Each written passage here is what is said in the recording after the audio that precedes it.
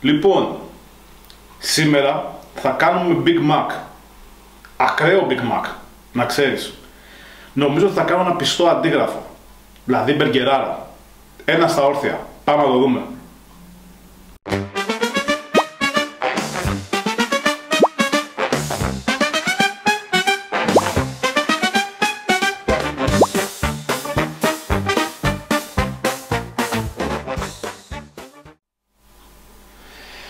Σε γενικές γραμμές, το Big Mac στηρίζεται στη σως του.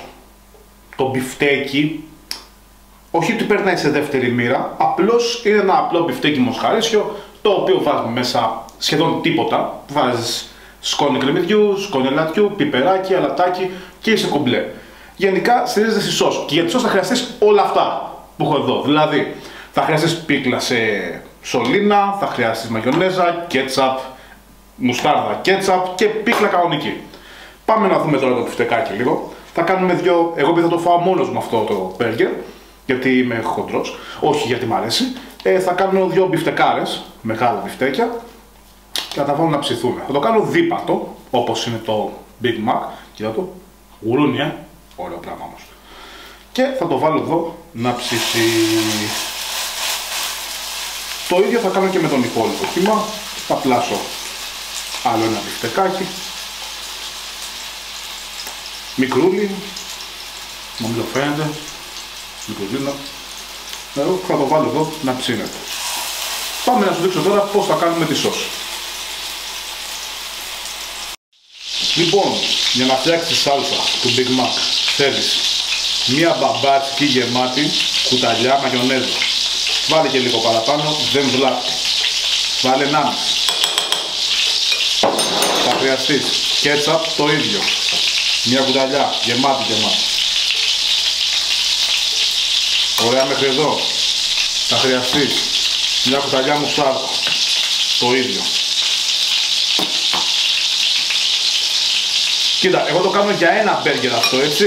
Εσύ όταν θα κάνεις παραπάνω, σαφέστατα θα βάλεις και παραπάνω από τα υλικά. Μια κουταλιά επίσης από την πίκλα.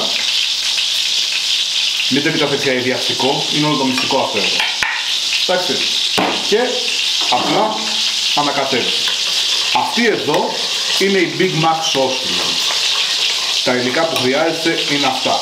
Μπορείς βέβαια να την κάνεις και πικάντικη, μπορείς να βάλεις και πυλωδικά, μπορείς να βάλεις οτιδήποτε άλλο θες. Εγώ την προτιμώ απλή. Και καθώς σου ξαναλέω, θα το φάω εγώ αυτό το μπέργκερ, την προτιμώ εντελώς απλή. Πάμε σιγά σιγά να στήσουμε. Λοιπόν, βάζουμε λίγο από τη σως εδώ και παίρνουμε την πρώτη μπιφτεκάρα. Κοίτα, το βλέπεις, όχι κοίτα, αυτό είναι μια ομορφιά. Βάζεις ένα μπιφτέκι εδώ. Τρώμε και λίγο. Βάζεις κρεμμύδι. Εδώ. Και βάζεις και πικλίτσες. Εδώ. Βάζεις λίγο μαρουλάκι εδώ. Και πάμε. Βάζεις το ψωμάκι, το δεύτερο. Βάζεις σαλτσουλίνο εδώ. Πάει παντού. Τρως λίγο για της αμάγυρας. Και παίρνεις και το άλλο μπιφτεκάκι. Γιατί κοίτα, είναι και αυτό μπιφτεκάκι. Το βλέπεις έτσι, κοίτα. Κοίτα! Είναι μπιφτεκάκι σου λέω. Και εγώ αυτό το φάω. Και το βάζεις εδώ. Και αυτό. Και αν σταθεί, εμένα χέσε με. Βάζεις λοιπόν το κρεμμυδάκι σου το ωραίο. Και κόψεις σε ροδελίτσες. Κοίτα αυτό. Όχι κοίτα το. Μια ομορφιά. Βάζεις πυκλόνια. Το γεμίζεις με πυκλόνια. Βάζεις λίγο σαλατούλα εδώ πάνω. Και το κλείνεις. Και κοίτα το. Κοίτα το. Κοίτα. Βγάζει από παντού ζουμάκια. Κοίτα το.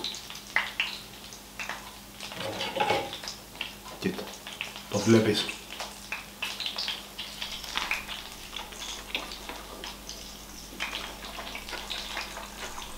Μένα στα όρθια. Ωραίο πράγμα.